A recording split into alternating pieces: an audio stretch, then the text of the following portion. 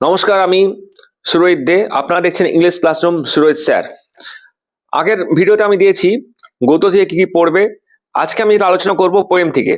আশা করছি মাধ্যমিকে যেভাবে কোশ্চেন এসেছিল কমন, খুব কম পড়ে যদি পাস করতে চাও তাহলে আমাদের চ্যানেলটা সাবস্ক্রাইব করো, লাইক করো, কমেন্টস করো, শেয়ার করো, নোটিফিকেশন বেল অন করে রাখো।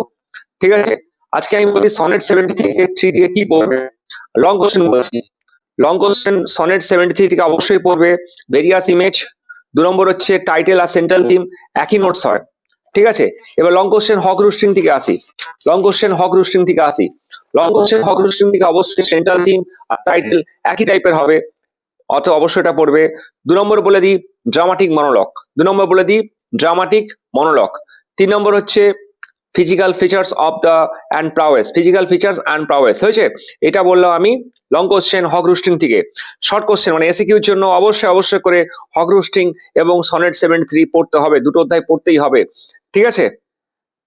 আজকে এতটা পর্যন্তই। ভালো লাগলে লাইক, সাবস্ক্রাইব এবং হচ্ছে অবশ্যই কিন্তু তোমরা একটু কমেন্টস করে দেবে।